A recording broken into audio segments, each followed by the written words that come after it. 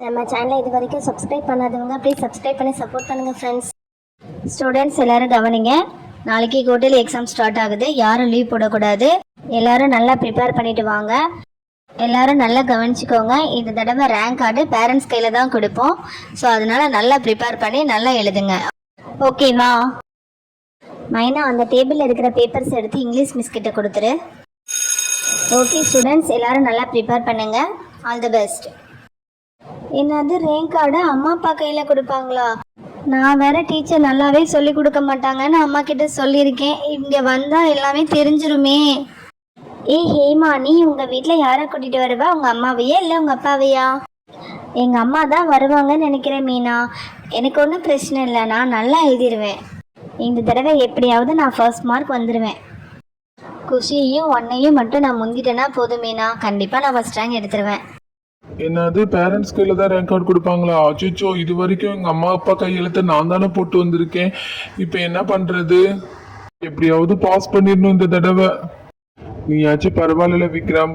நான் 10 மார்க் எடுத்தா 15 மார்க்குக்கு தான் டெஸ்ட் வச்சாங்கன்னு சொல்லுவேன்.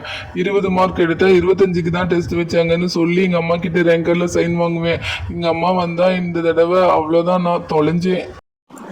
அஜய், நானும் எங்கள் அம்மா கிட்ட போய் சொல்லியிருக்கேன். கண்டிப்பாக குவார்ட்டர்லி எக்ஸாம்ல நல்லா ப்ரிப்பேர் பண்ணிடணும்.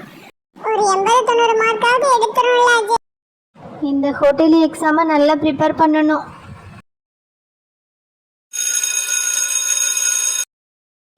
வாகேமா, நம்ம ஃபர்ஸ்ட் சாப்பிட போவோம். எனக்கு வயிறு பசிக்குது. இவங்க பின்னாடி வரட்டும். சரிடி மீனா. எல்லாரும் வாங்க சாப்பிட போகலாம். சரிடி, வாங்க சாப்பிட போகலாம். ஃபஸ்ட்டு பீரியடு இங்கிலீஷ் மிஸ் வந்துடுவாங்க. இங்கிலீஷ் மிஸ் சொல்லியிருக்காங்க அவங்க கிளாஸில் இங்கிலீஷில் தான் பேசணும்னு சொல்லிட்டு கொஞ்சமாவது ஏதாவது ப்ராக்டிஸ் பண்ணி வைக்கலாம். சீக்கிரம் சாப்பிட்டு வந்துடலாமா? அப்படியே அஞ்சலி, இன்னைக்கு நம்ம டிஃபன் பாக்ஸ் மாற்றி சாப்பிடும். டீ. மைனா, நீ என்ன சாப்பாடு கொண்டு வந்திருக்க? நான் இன்னைக்கு லெமன் கொண்டு வந்திருக்கேன்.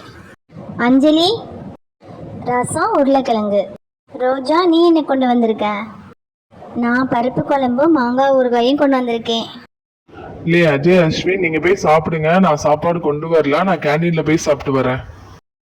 டிங்கு, அஜய், அஸ்வின் கிளம்புங்க. நான் போய் கேண்டீன்ல சாப்பிட்டு வந்துடுறேன். நானும் பழைய சோறும் பச்சை மிளகாவும் தான் கொண்டு வந்திருக்கேன். சரி வாங்கல, நம்ம எல்லாருமே போய் கேண்டீன்ல சாப்பிடலாம். சாப்பிட கூப்பிட்டு இருக்கோம். இவங்க என்ன அங்க ஒரு மீட்டிங் போட்டுட்டு இருக்காங்க? லே விக்ரம், அஸ்வின், சீக்கிரம் வாங்க. லே அஜய், டிங்கு, சீக்கிரம் வாங்க, வயிறு பசிக்குது. அஜய் அவனுக்கு ரசம் பிடிக்காதுன்னு சொல்லிட்டு தயிர் சாதத்தை எடுத்துட்டு வந்திருக்கான்.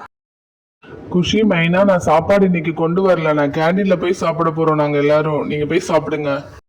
விக்ரம், நாங்க எல்லாரும் சாப்பாடு அதிகமா தான் கொண்டு வந்திருக்கோம். வா, நம்ம ஷேர் பண்ணிக்கலாம். அஜய், அஸ்வின், வாங்க நம்ம இவங்களோட ஷேர் பண்ணி சாப்பிடலாம்.